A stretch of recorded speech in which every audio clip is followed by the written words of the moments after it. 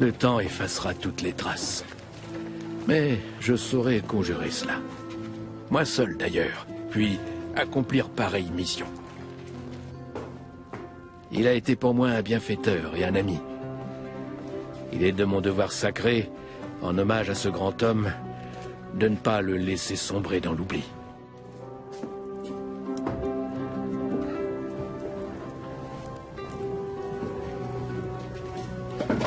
Bien des années se sont écoulées depuis ce mémorable jour de Noël où Charlemagne, mon roi, a été couronné empereur à Rome. Laudamus te, benedicimus te, adoramus te, glorificamus te. Le 25 décembre de l'an 800, Charlemagne est couronné empereur. Alors, à l'apogée de sa puissance, il règne sur un empire qui s'étend sur la majeure partie de l'Europe occidentale. Charlemagne est le souverain le plus puissant de son temps. Même le pape lui témoigne une déférence mêlée de crainte.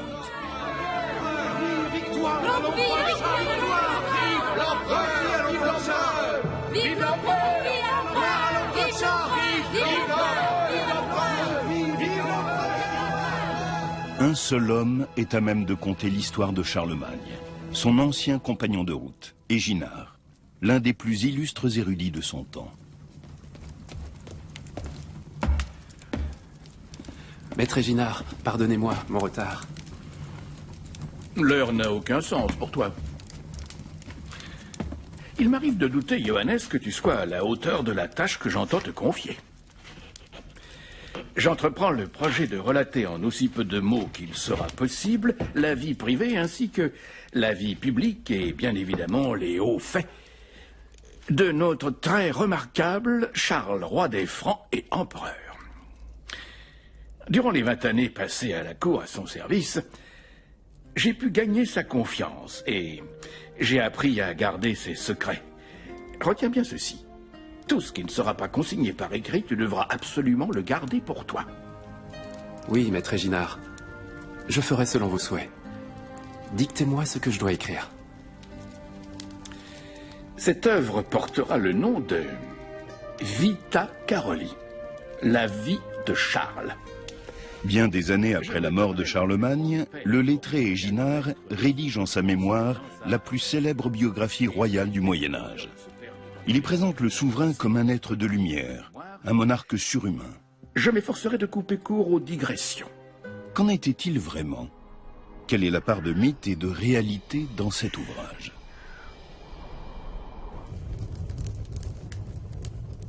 L'histoire débute en des temps troublés. Pépin le Bref, le père du futur Charlemagne, entend devenir roi des Francs alors qu'il n'est pas l'héritier de la couronne.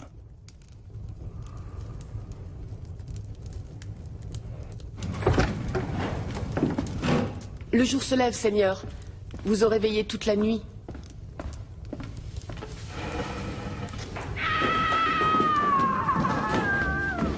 Pépin le Bref a de grandes ambitions et il espère avoir un fils afin de pouvoir fonder une dynastie.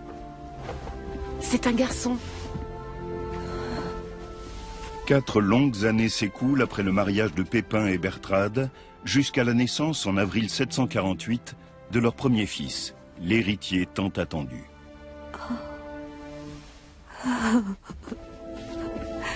Va annoncer la nouvelle à ton Seigneur.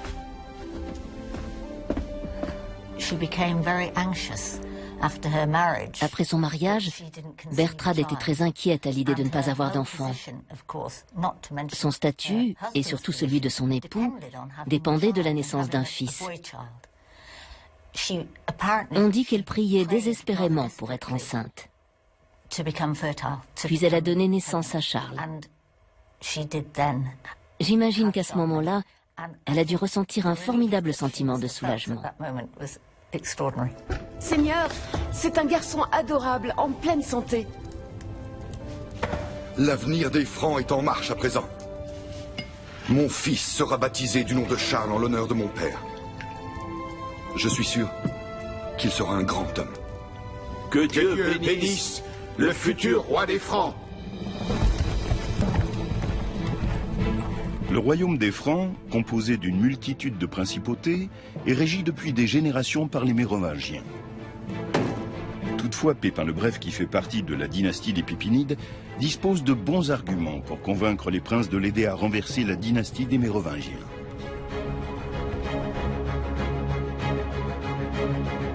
Pépin le Bref cherche à étendre son royaume. Sous la dynastie des Mérovingiens, les Francs ont conquis de nombreux territoires. Des parties de la France actuelle viennent s'ajouter aux régions de colonisation originelles situées sur les rives du Rhin et de la Moselle.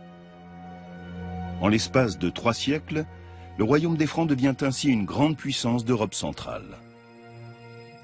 De votre côté, abbé Burkhard, que vous a-t-on dit? J'ai entendu toutes sortes d'échos contradictoires. Je ne sais si l'on peut s'y fier. De Neustrie vient une rumeur qui dit qu'en Bourgogne et en Alémanie, des princes veulent rejoindre les rangs de Pépin le Bref, notre roi.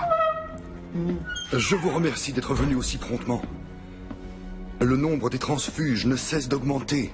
Le roi Childéric n'a désormais plus que de rares partisans. Il n'y aura bientôt plus aucun obstacle à mon triomphe. Seulement, sans un puissant allié prêt à prendre mon parti, les opposants n'accepteront pas la défaite. Abbé Fulrat, abbé Burkhard, que diriez-vous d'une mission à Rome?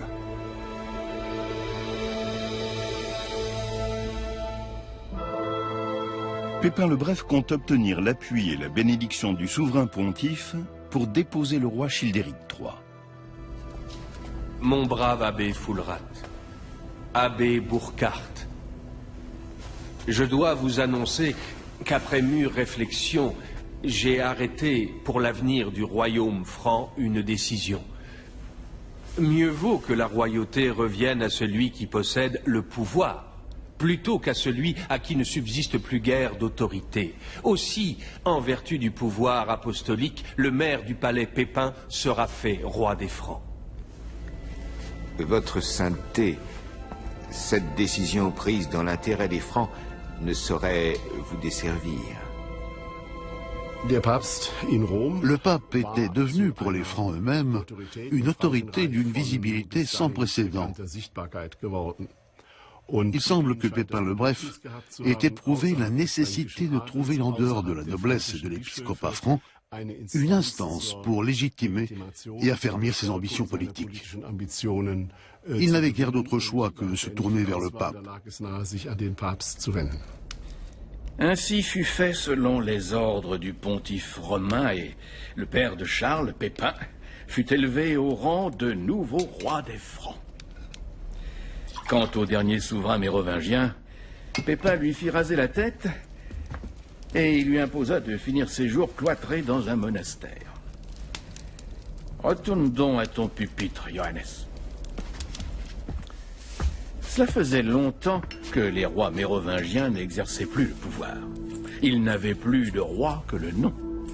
Ils arboraient fièrement le cheveu flottant et la barbe longue, et une fois sur le trône, ils jouaient à gouverner.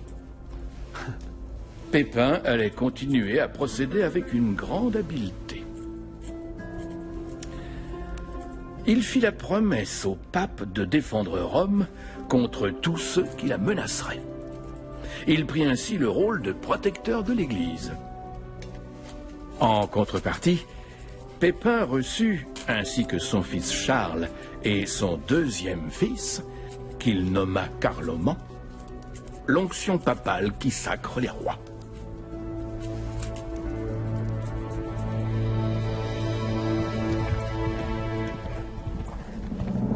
La nouvelle dynastie carolingienne compte désormais 2 héritiers au trône, Charles et son frère Carloman. Dans leur jeunesse déjà, ils se comportent comme des rivaux plutôt que comme des frères.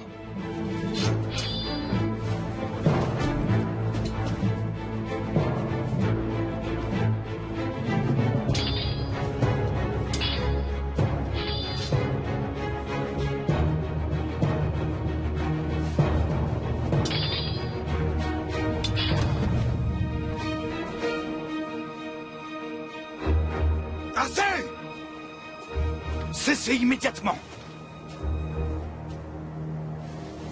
Carloman, le cadet, est plus adroit et remporte souvent les duels qu'il se livre. Charles ressent certainement ses défaites comme une humiliation.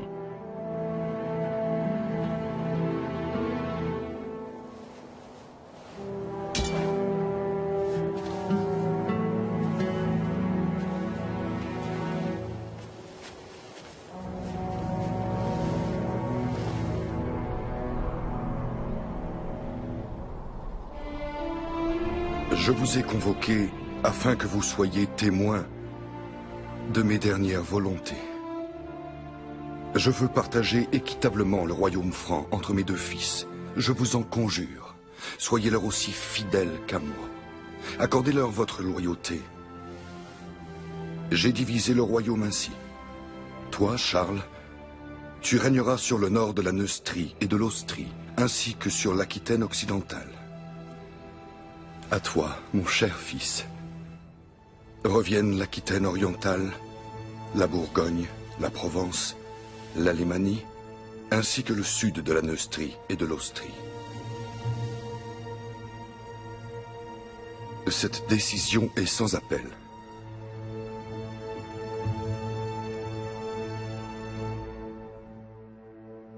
De prime abord, le partage du royaume semble équitable. Pourtant, Charles se sent lésé. Son royaume s'étire en arc de cercle autour de celui de son frère, et il doit donc effectuer des déplacements nettement plus longs pour se rendre d'une région à l'autre. La répartition voulue par Pépin est assez bizarre, puisque le partage n'est pas cohérent géographiquement. Les territoires de Charlemagne entourent les territoires de Carloman.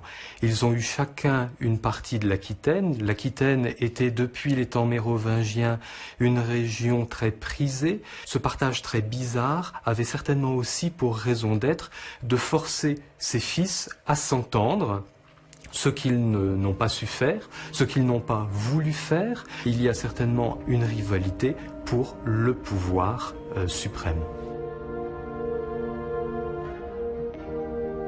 La basilique de Saint-Denis abrite la nécropole de nombreux souverains francs et français depuis Dagobert Ier. Sous ces gisants de marbre blanc reposent côte à côte Pépin le Bref et son épouse Bertrade.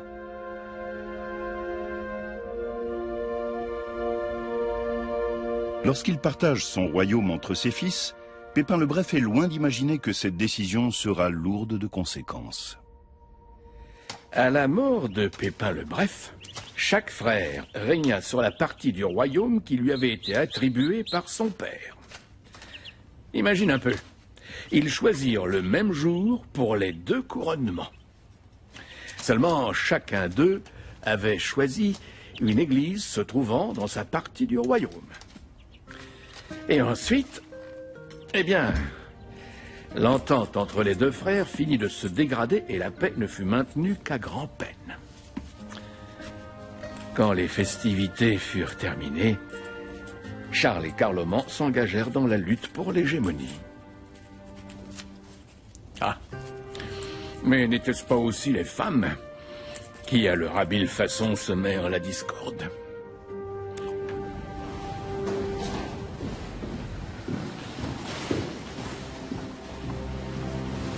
Ton père aurait approuvé. Cette famille est influente et riche. Ce mariage me vaudra le soutien des Bavarois et des Lombards. Cela renforcera mon royaume.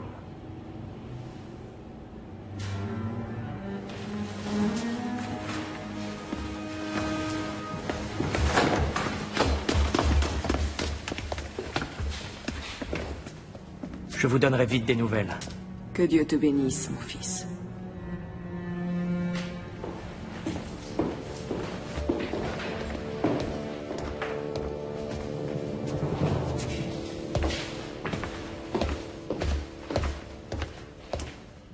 Quelle est donc l'affaire qui revêt ton importance? Quelle force mon frère à nous rendre visite? Ne sois pas si hostile, Charles. Et réfléchis bien à ceci. Tu as beau être souverain, le pouvoir ne t'est pas acquis. Tant que tu es de mon côté, mère, je n'ai pas à craindre mon jeune frère. Je te soutiendrai toujours, mon fils aimé, tu le sais bien. Mais ne sous-estime pas ton frère. Il a des alliés puissants. Les relations entre princes étaient souvent complexes et tendues. Dans le cas de Charlemagne et Carloman, c'était indéniable. Peut-être était-ce dû au lien particulier de Bertrade avec son fils aîné. Elle a sans doute essayé de rétablir la paix entre ses deux fils lorsque les dissensions sont apparues au grand jour après la mort de leur père. Mais à mon avis, elle avait une préférence pour Charlemagne.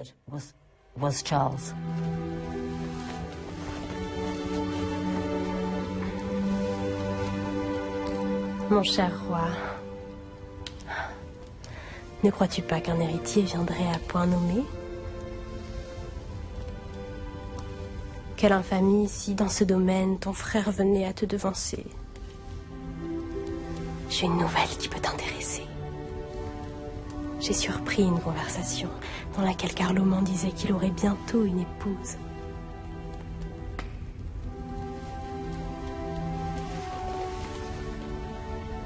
Elle partage sûrement déjà ses nuits. Tais-toi.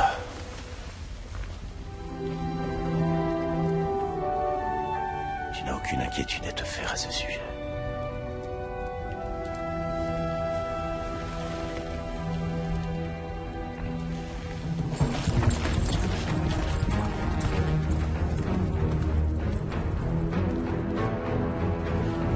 Seigneur, j'arrive des environs de Duasdif. Aucune trace de l'armée de votre frère, nulle part. Ma monture!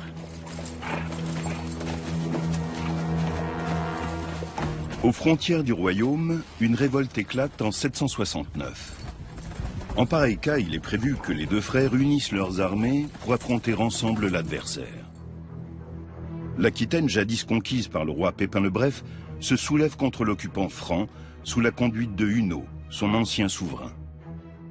À Montcontour, situé à 500 km du foyer de la révolte, Charlemagne attend son frère, censé l'aider à réprimer le soulèvement. Mais Carloman n'est pas au rendez-vous. En allant affronter Hunno sans votre soutien militaire, votre frère se jettera dans la gueule du loup. Tel est le plan. Il fera front seul, comme le lui commande son honneur, et celui de feu notre père. Et qu'avez-vous l'intention de faire quand Charles aura perdu la bataille?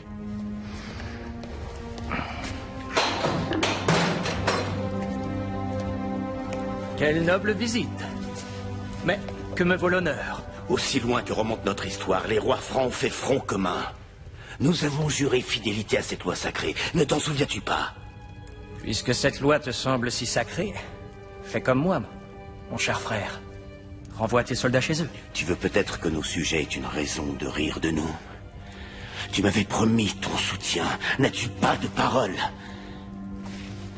Ma foi, j'ai bien réfléchi et je me suis ravisé. À ta santé, mon frère. Tu surmonteras bien cet outrage. Ignoble traître. Tu vois, Charles, tu pourrais me tuer, tu en as la force. Ce qui te manque le plus, c'est le courage.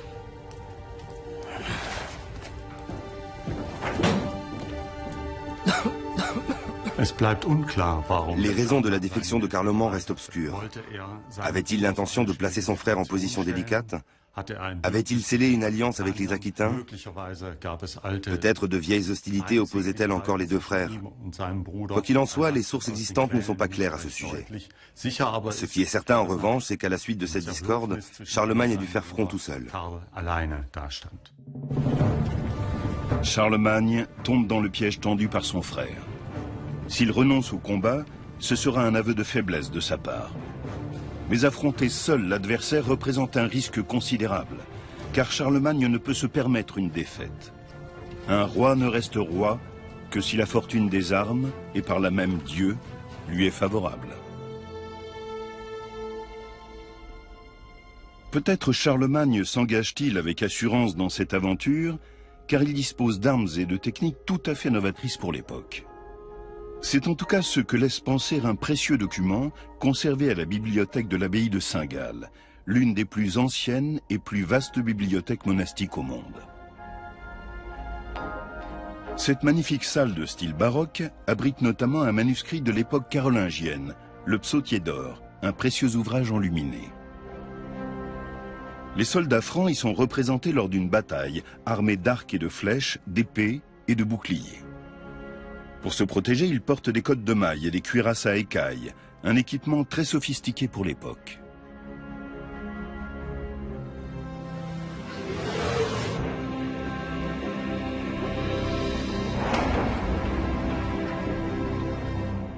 L'armée de Charlemagne était extrêmement bien équipée.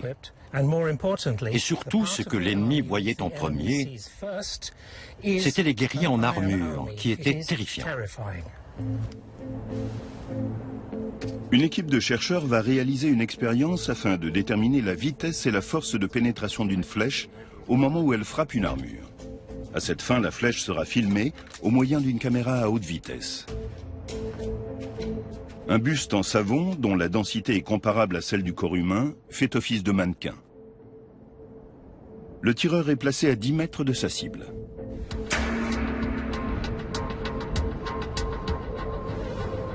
La caméra filme la trajectoire de la flèche à 3000 images par seconde. Jusqu'au moment où elle frappe le buste. Quelle est la vitesse de la flèche? D'après nos calculs, elle atteint 45 mètres à la seconde, ce qui correspond à 162 km/h. C'est rapide.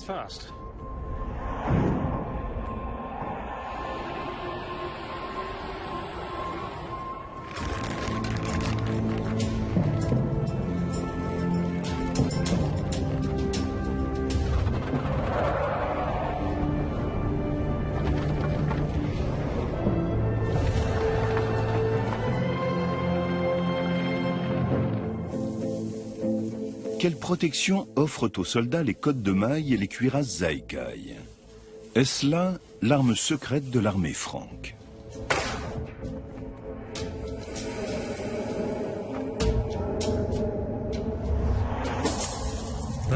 La cotte de maille était la protection la plus répandue à l'époque. Elle était constituée d'anneaux métalliques entrecroisés. À l'origine, elle était conçue pour protéger les guerriers contre les épées et les lances. Comme l'ont montré nos expériences, elle n'était pas très efficace contre les flèches, même si elle pouvait en arrêter quelques-unes. Portée seule, elle ne suffit pas à arrêter une flèche. Mais elle absorbe si bien le choc que la pointe de la flèche est ensuite aisément amortie par le pourpoint, porté sous la cotte de maille. Les cuirasses Zaïkai, en revanche, offrent une protection remarquable, car elles font ricocher les flèches. L'armée de Charlemagne, organisée en colonnes sur plusieurs rangs, s'engage en territoire aquitain. Galvanisés par la détermination sans faille de leur chef, les Francs se lancent à l'assaut des unités ennemies.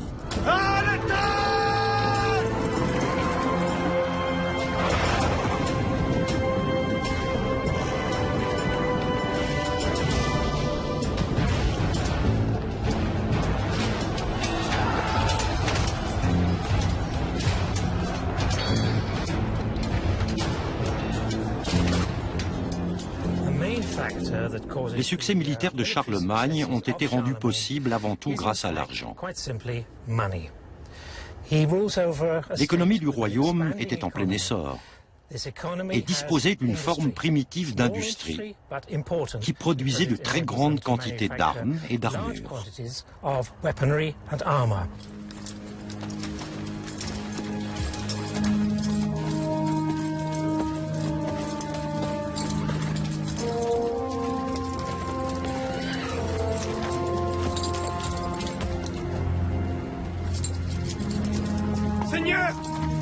Seigneur, vous avez un fils.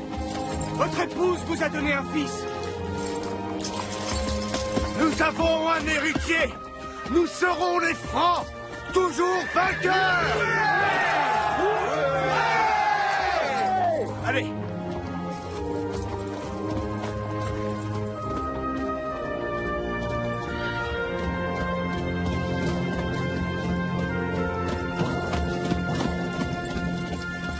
À l'issue de cette victoire, Charlemagne se déclare seul souverain d'Aquitaine.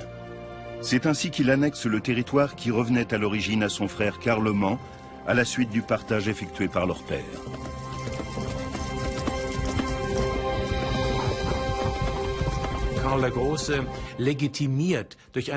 Grâce au succès de cette campagne, Charlemagne légitime son pouvoir.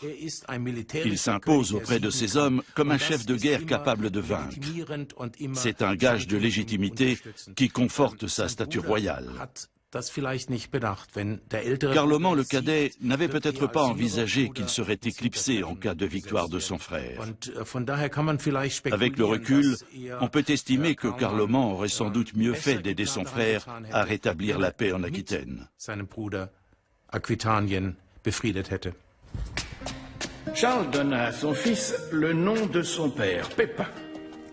Il était évidemment très heureux d'avoir pris cette avance sur son frère et de pouvoir montrer par ce geste sa suprématie. Seulement, à peine quelques mois plus tard, se produisit une ignominie. Carloman eut lui aussi un garçon comme premier-né et lui donna également le nom de Pépin. C'était une grave provocation envers son aîné. Il faut savoir que durant tout ce temps, Charles a enduré la jalousie et l'hostilité de son frère avec une telle patience que cela finit par attirer l'attention. Ouais, beaucoup de personnes s'attendaient à le voir en colère et ne comprenaient pas qu'il puisse garder son calme. Il ne rendait de compte à quiconque, il réglait ses affaires à sa manière. Jusqu'au jour où il devint clair que sa mère Bertrade s'était également mise en tête de régler ses affaires, mais à sa manière à elle.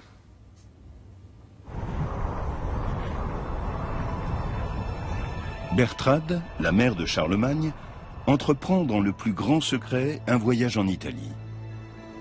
Son but, Pavie, où se trouve le palais de Didier, le roi des Lombards. Bertrade entend forger une alliance avec l'ancien ennemi des Francs et asseoir ainsi le pouvoir de Charlemagne. Les sources nous livrent peu d'informations sur le rôle des femmes à cette époque. Dans le cas de Bertrade, on constate néanmoins qu'elle impose une domination inhabituelle et que c'est elle qui tire les ficelles dans le domaine politique. Honorable Bertrade.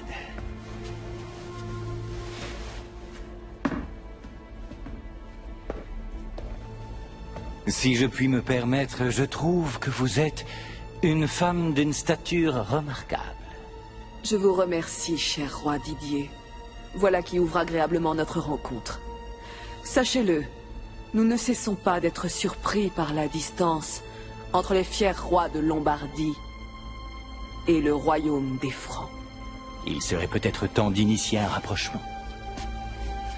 Je vous en prie, laissez-moi vous présenter ma fille Désirée.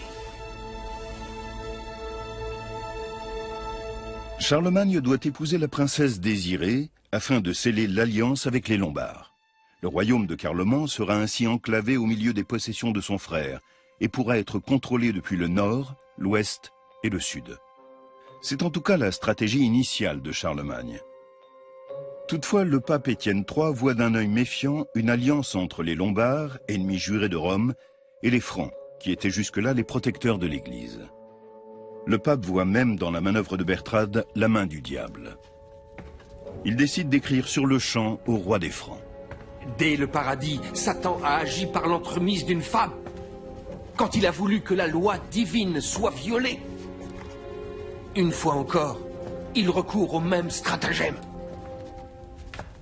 Cette idée de mariage lui a été soufflée par le démon. Le noble et sublime peuple franc ne peut certainement pas se compromettre en s'unissant à ces Lombards perfides. C'est au nom de Saint-Pierre lui-même que je conjure Charles, roi des Francs, par l'épouvantable jour du jugement dernier, de renoncer à épouser la fille du roi de Lombardie. En dépit de l'opposition du pape, Bertrade parvient à ses fins. Charlemagne répudie sa femme, Imiltrude, qui, comme le veut la coutume en ces temps-là, est bannie et envoyée dans un couvent pour le restant de ses jours. On sait malheureusement peu de choses à son sujet.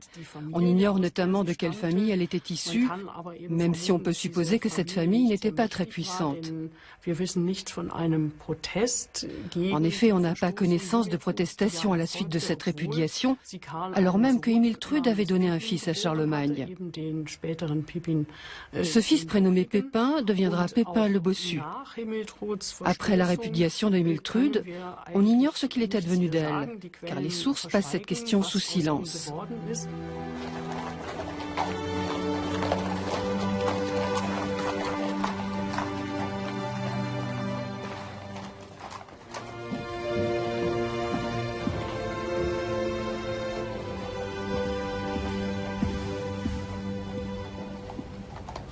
Charles, ta fiancée a fait un long voyage. Elle voudrait te présenter ses hommages.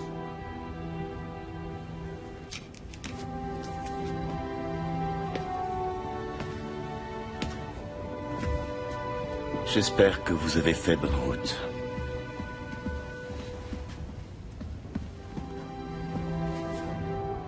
Je vous attends pour le dîner.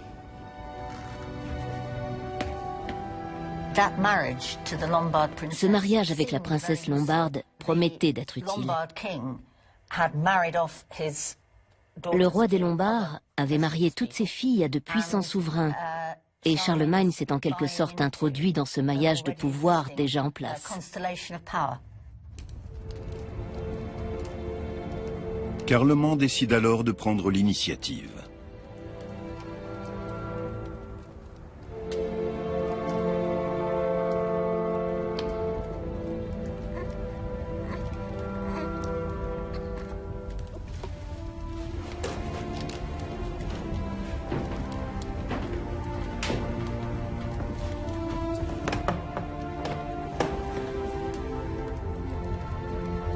Je sais ce qu'il me reste à faire. Notre deuxième fils recevra le saint baptême du pape en personne. J'enverrai dès demain une requête à Rome.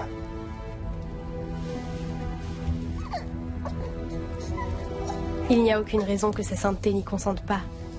Vous pourrez sceller une nouvelle alliance puissante.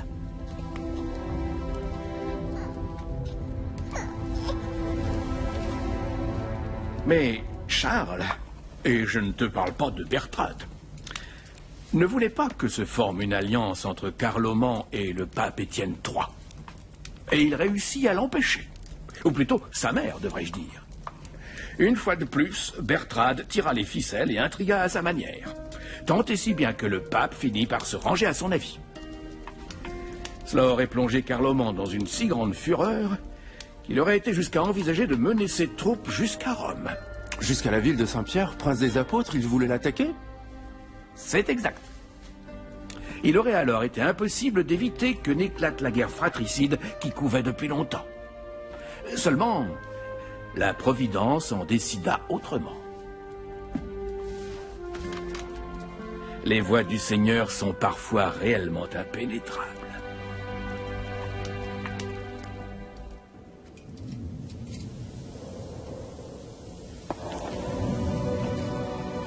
C'est le destin qui empêchera une guerre fratricide.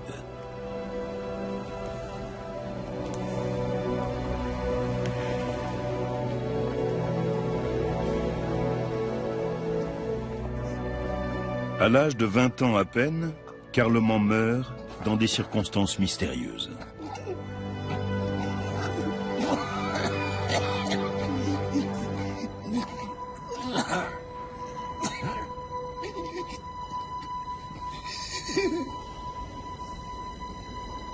La mort de ce frère détesté ouvre à Charlemagne des perspectives insoupçonnées.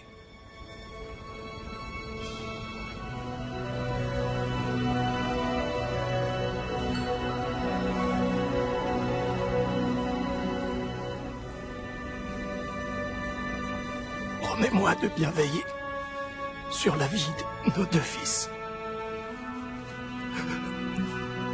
Méfie-toi de mon frère comme de la peste. Ne le laisse pas leur extorquer la couronne de notre lignée.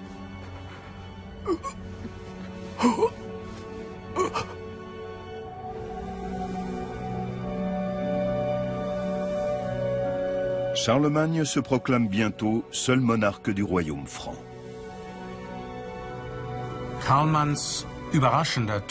La mort inattendue de Carloman a été providentielle pour Charlemagne. Pour ma part, je ne suis pas certain que ce décès soit tout à fait naturel. Mais les spéculations sont une des facettes du travail des historiens. En l'occurrence, les sources sont les récits de témoins qui, dans ce cas précis, ne livrent aucun indice quant à une quelconque intervention de Charlemagne dans la mort de son frère.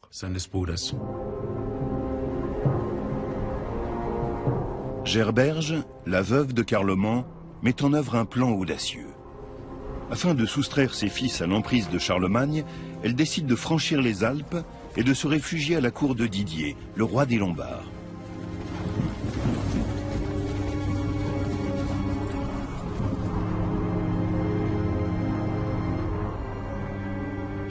Gerberge s'est enfuie en Italie, car elle espérait sans doute que la protection des Lombards lui permettrait d'échapper à son beau-frère, dont la puissance ne cessait de croître. Mais elle s'est trompée sur toute la ligne. 2 ans après, Charlemagne s'est lancé à la conquête du royaume lombard, et dès lors, tout espoir était perdu pour les héritiers de Carloman.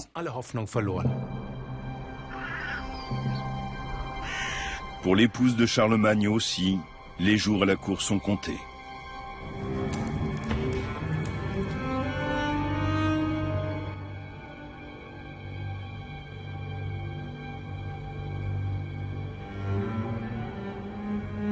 Où donc est ton épouse? Elle a partagé ma table trop longtemps. C'était une erreur. Je n'aurais jamais dû accepter ce mariage.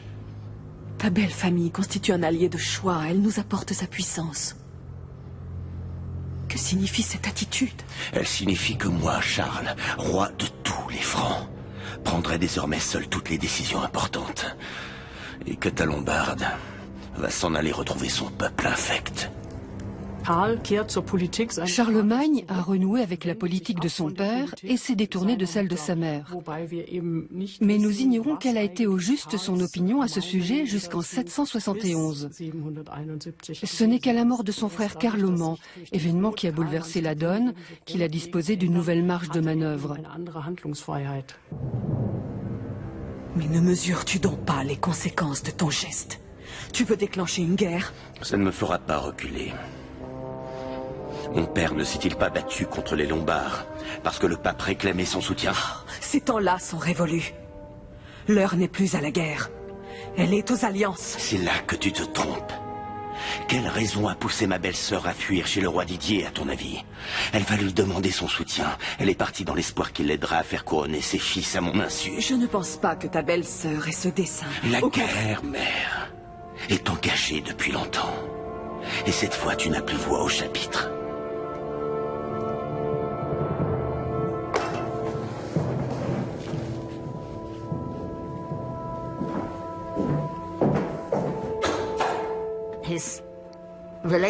Les relations de Charlemagne avec l'Italie étaient en train d'évoluer.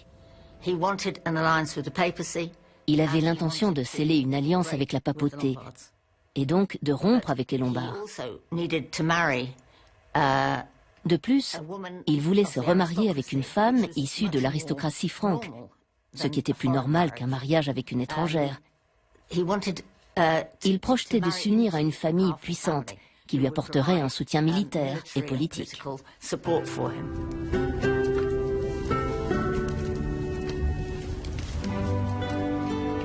Charlemagne, qui a depuis longtemps renvoyé Désiré chez son père, roi des Lombards, épouse alors Hildegarde, la fille d'un comte de la noblesse alémanique. Au cours des 11 années suivantes, elle lui donnera 9 enfants.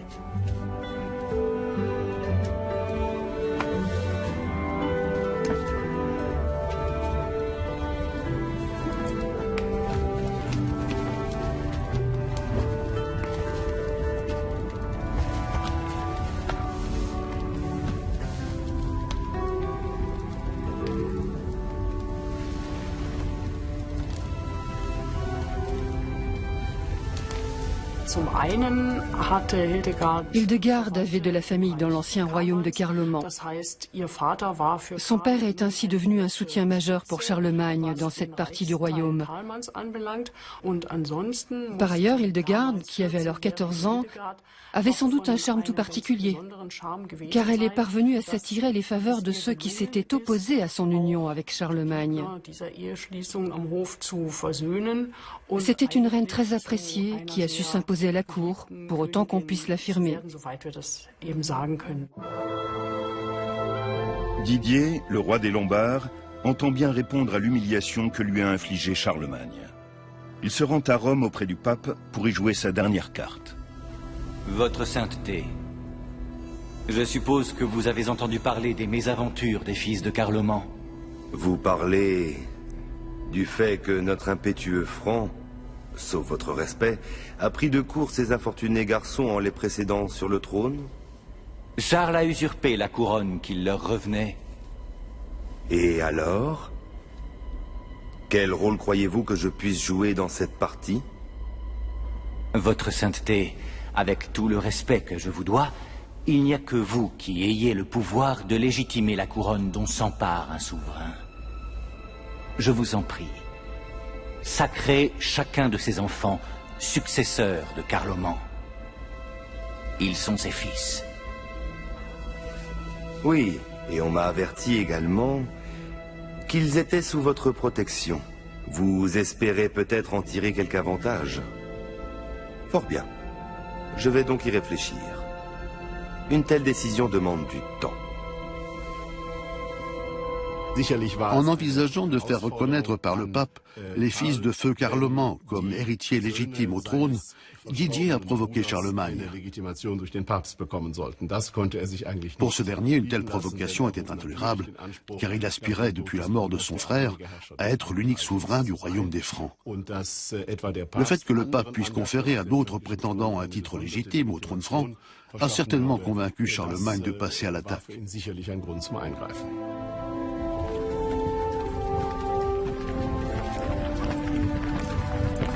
Au mois de mai 772, la guerre contre les Lombards semble inévitable. Cependant, l'attitude de Charlemagne envers ses neveux irrite de nombreux princes du royaume.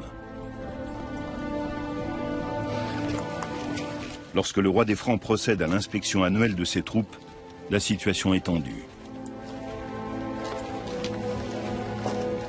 Prince Gérold, le fidèle vassal de mon défunt frère.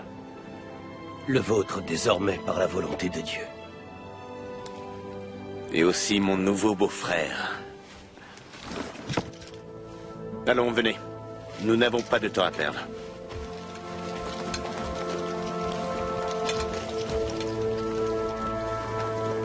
Je remarque des absences dans nos rangs. Cela me peine. Je déplore de voir des princes francs refuser leur loyauté à leur propre souverain et donner leur approbation à un Lombard qui nous déteste. Mais laissons pour l'heure un répit aux Lombards. Allons plutôt nous occuper des Saxons.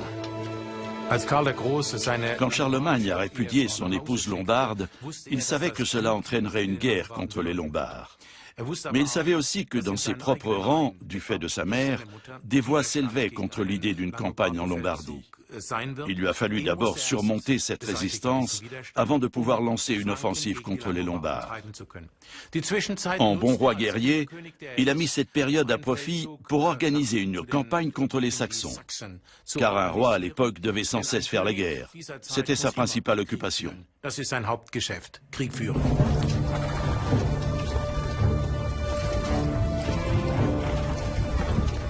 Pépin le Bref, le père de Charlemagne, a lui aussi combattu les Saxons en son temps. À présent, son fils reprend le flambeau. Les Saxons multiplient depuis des années leurs incursions dans le nord du royaume. Charlemagne se révèle plus radical que son père. En 772, il prend la décision de franchir la Vézeur pour pénétrer au cœur du territoire saxon. Faisant preuve d'une violence sans précédent, ses armées vont mettre à feu et à sang les villages de l'adversaire.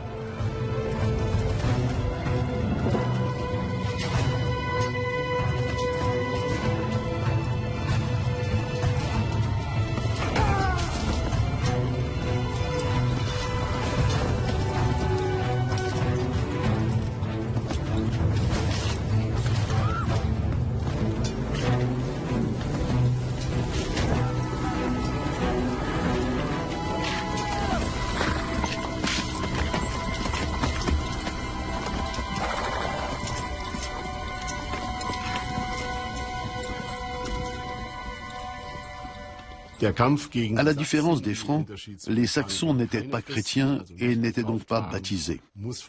Dès le départ, cette guerre avait un aspect religieux. Le paganisme était une composante de l'identité politique et ethnique des Saxons, et il fallait l'anéantir si l'on voulait soumettre ce peuple. Pour Charlemagne, l'assujettissement militaire et la christianisation de la Saxe étaient indissociables. C'étaient les deux faces d'une même médaille. Qui étaient au juste les Saxons?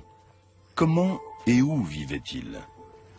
Dans le massif de l'Egegebirge, en Rhénanie-Westphalie, se trouve une curiosité naturelle, les Externsteine, d'imposants rochers qui auraient été un lieu de culte saxon. Jadis, les païens de Germanie honoraient leur divinité en sacrifiant des animaux. Mais ces cavernes ont-elles été utilisées par les Saxons du temps de Charlemagne? C'est l'hypothèse que cherche à vérifier le physicien Clemens Woda. À cet endroit, ça paraît bien. On va percer exactement là où la coloration est forte.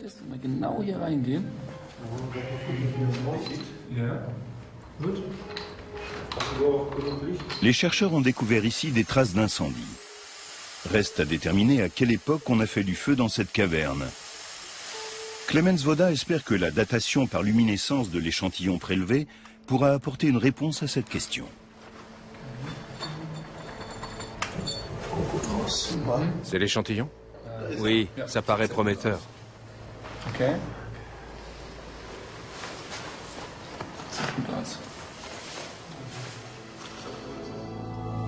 Il existe peu de documents relatifs aux rituels religieux des Saxons. On sait toutefois que dans tous les cultes païens, le feu était sacré, tout comme le sang des bêtes sacrifiées, avec lequel les prêtres tentaient d'apaiser la colère des dieux.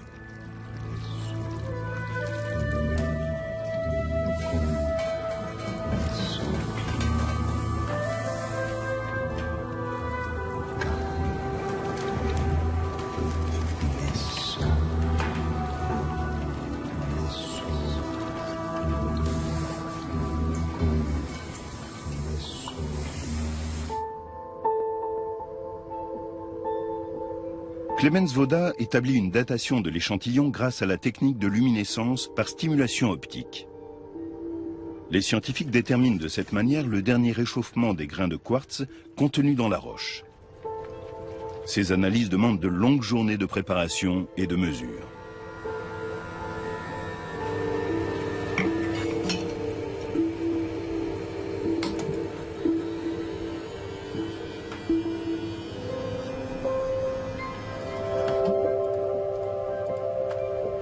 Les résultats indiquent la présence de feu dans ces cavernes au cours d'une période comprise entre les 8e et 16e siècles, donc déjà au temps des guerres entre Francs et Saxons.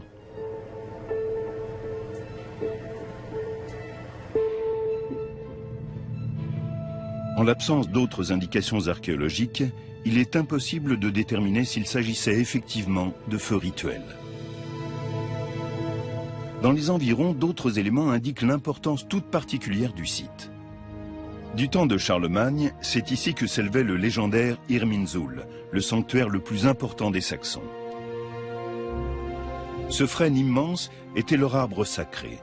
Surnommé l'arbre-monde, il soutenait, dit-on, la voûte céleste. Au XVIe siècle, un bas-relief chrétien figurant une descente de croix vient orner la paroi extérieure de la grotte principale. Un détail insolite saute aux yeux des observateurs. Il s'agit de la représentation d'une ramification comparable aux descriptions d'Irminsul qui sont parvenues jusqu'à nous.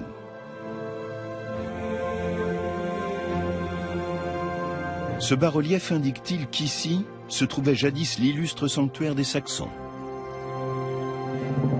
Cela expliquerait les efforts acharnés de Charlemagne pour soumettre ce territoire. Celui qui dominera ce sanctuaire dominera aussi les Saxons. C'est du moins ce qu'espère Charlemagne. Mais il ignore qu'il lui faudra livrer un combat de plusieurs décennies pour parvenir à ses fins.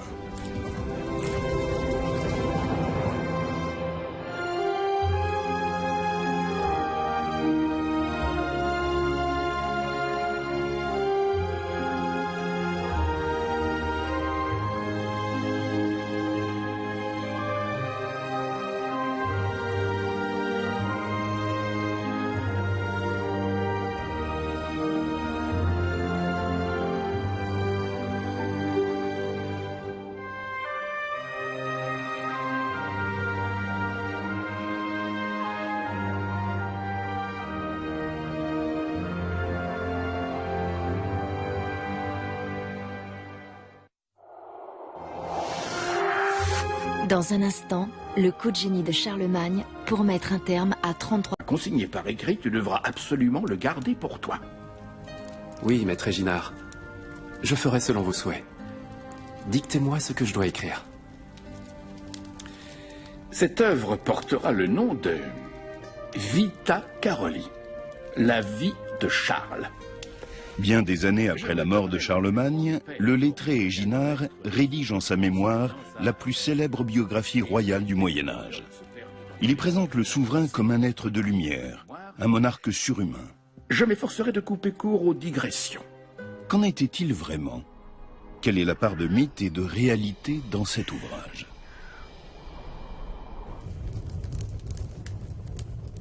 L'histoire débute en des temps troublés. Pépin le Bref, le père du futur Charlemagne, entend devenir roi des Francs alors qu'il n'est pas l'héritier de la couronne.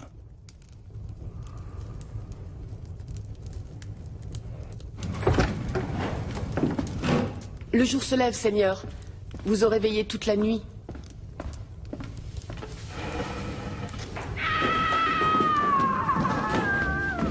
Pépin le Bref a de grandes ambitions et il espère avoir un fils afin de pouvoir fonder une dynastie. C'est un garçon. 4 longues années s'écoulent après le mariage de Pépin et Bertrade jusqu'à la naissance en avril 748 de leur premier fils, l'héritier tant attendu. Va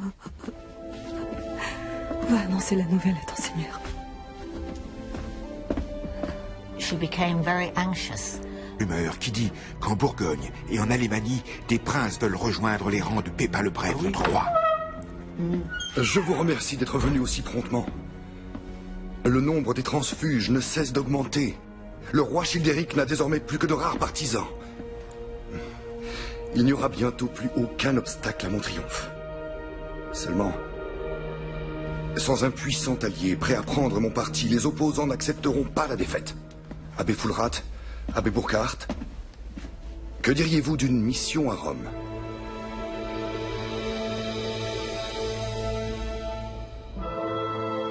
Pépin le Bref compte obtenir l'appui et la bénédiction du souverain pontife pour déposer le roi Childéric III.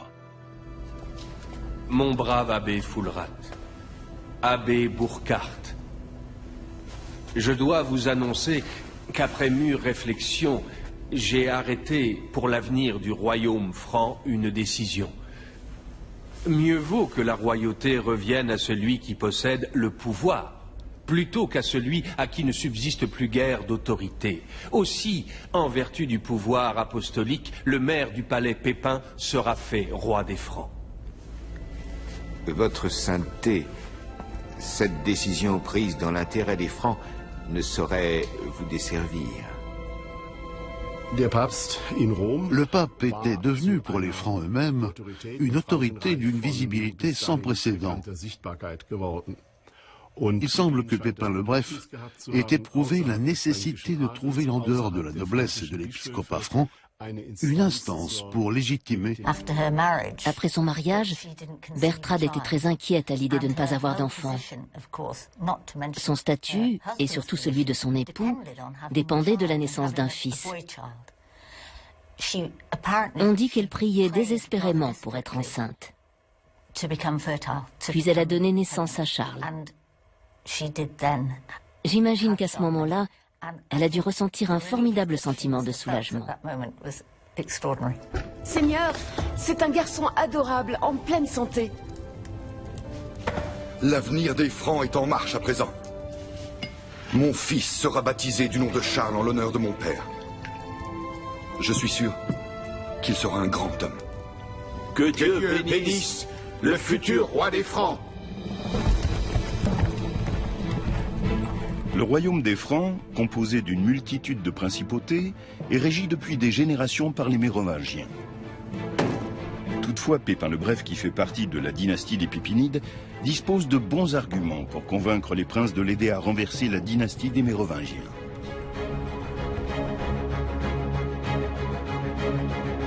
Pépin le Bref cherche à étendre son royaume. Sous la dynastie des Mérovingiens, les Francs ont conquis de nombreux territoires. Des parties de la France actuelle viennent s'ajouter aux régions de colonisation originelles situées sur les rives du Rhin et de la Moselle. En l'espace de 3 siècles, le royaume des Francs devient ainsi une grande puissance d'Europe centrale. De votre côté, abbé Burckhardt, que vous a-t-on dit? J'ai entendu toutes sortes d'échos contradictoires. Je ne sais si l'on peut s'y fier. De Neustrie vient une rue. Laudamus te, benedicimus te, adoramus te, glorificamus te. Le 25 décembre de l'an 800, Charlemagne est couronné empereur. Alors, à l'apogée de sa puissance, il règne sur un empire qui s'étend sur la majeure partie de l'Europe occidentale.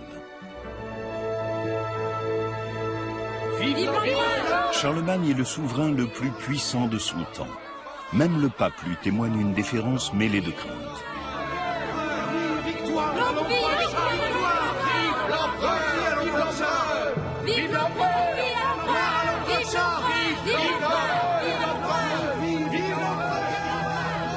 Un seul homme est à même de conter l'histoire de Charlemagne, son ancien compagnon de route, Éginard, l'un des plus illustres érudits de son temps. Maître Éginard, pardonnez-moi mon retard. L'heure n'a aucun sens pour toi. Il m'arrive de douter, Johannes, que tu sois à la hauteur de la tâche que j'entends te confier. J'entreprends le projet de relater en aussi peu de mots qu'il sera possible la vie privée ainsi que la vie publique et bien évidemment les hauts faits de notre très remarquable Charles, roi des Francs et empereur. Durant les 20 années passées à la cour à son service, j'ai pu gagner sa confiance et j'ai appris à garder ses secrets. Retiens bien ceci, tout ce qui ne sera pas...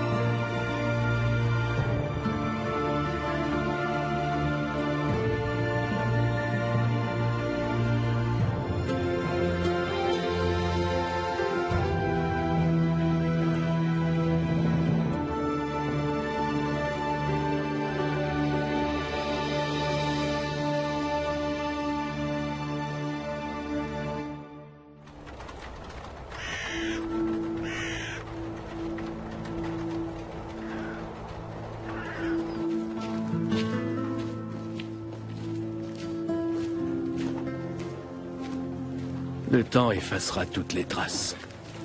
Mais je saurai conjurer cela. Moi seul d'ailleurs, puis accomplir pareille mission. Il a été pour moi un bienfaiteur et un ami.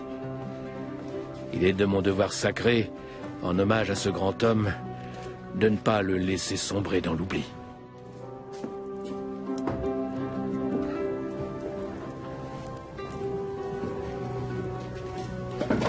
Bien des années se sont écoulées depuis ce mémorable jour de Noël où Charlemagne, mon roi, a été couronné empereur à Rome.